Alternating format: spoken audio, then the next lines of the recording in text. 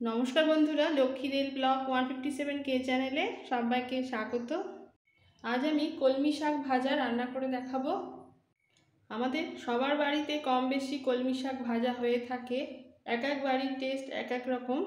আজ আমাদের বাড়ির কলমি শাক ভাজা রান্না করে দেখাবো। এই কলমি শাক ভাজা রান্না করার জন্য শাকের ডাঁটা বাদ দিয়ে পাতাগুলোকে নিয়ে নিতে হবে। তারপর 10-15 মিনিট পাতাগুলোকে ভালো করে একটু বড় জায়গায় ভিজিয়ে রেখে জল ঝরিয়ে তুলে নিতে হবে। এই কলমি শাক পাতা ভালো করে ধোয়া হয়ে গেছে, ধুয়ে একটু ভিজিয়ে রেখেছিলাম। এবার জল থেকে তুলে একটু কুচিয়ে নেব। শাকটা কেটে রেডি করে গ্যাস অন করে কড়াইতে তেল বসিয়ে দিয়েছি। তেলটা খুব ভালোভাবে গরম হয়ে গেছে। এর মধ্যে দিয়ে দেবো 2টো শুকনো লঙ্কা। এই লঙ্কাটাকে ভেজে তুলে নেব।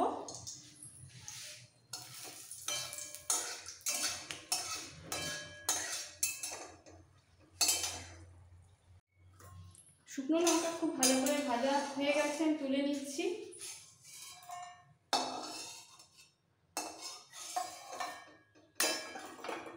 এইবার এই তেলের মধ্যে ফোড়ন দেব সামান্য একটু কালো জিরে,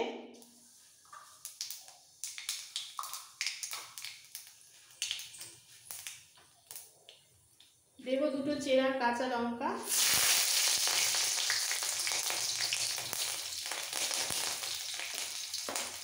আর দেবো 6টা-7টা রসুনের কোয়া। খুব ভালো করে কুচিয়ে নিয়েছি, সেই কুচনো রসুন কোয়াগুলো দিচ্ছি।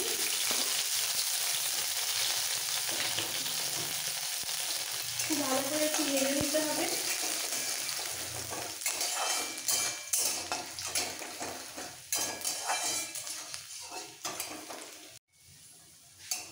আর বেশি ভাজবো না, এরকম একটু হালকা লাল কালার এসে গেলে এর মধ্যে শাক পাতাটা দিয়ে দেবো।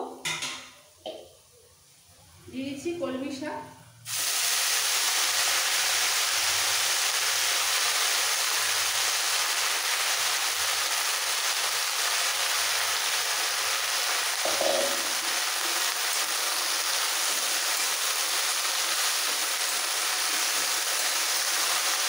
একটু তেলের মধ্যে মিক্স করে নিতে হবে।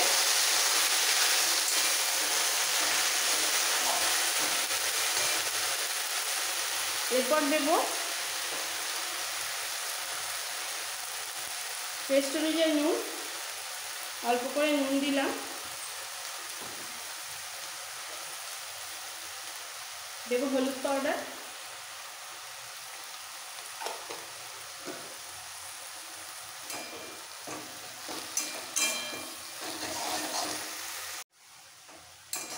ভালো করে একটু মিক্স করে নেড়ে নেব।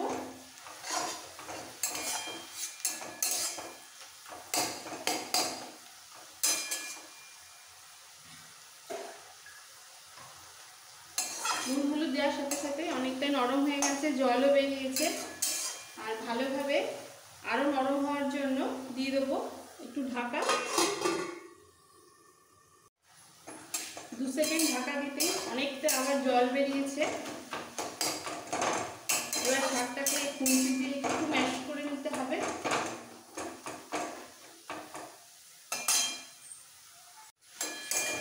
ছাড়া ছাড়া লাগবে না, অনেক মিহি হয়ে যাবে, খেতে ভীষণ ভালো লাগবে। আর এর মধ্যে দিয়ে দেবো সামান্য একটু চিনির দানা।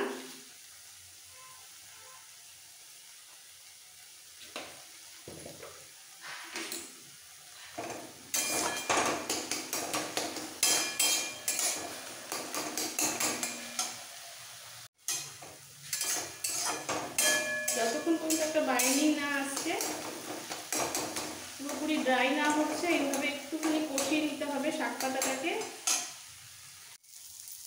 এইভাবে কষাতে কষাতে কলমি শাক ভাজা একদম রেডি হয়ে গেছে।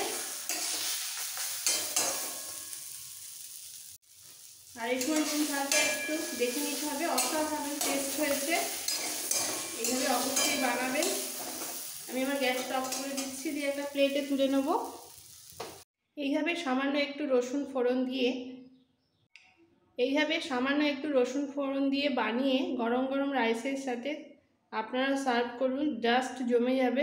একবার বানালে এইভাবে বারবারই বানাবেন। আমার এই রেসিপি ভালো লেগে থাকলে বন্ধুদের কাছে রিকোয়েস্ট রইল লাইক করার, নতুন বন্ধুদের কাছে রিকোয়েস্ট রইল সাবস্ক্রাইব করার জন্য।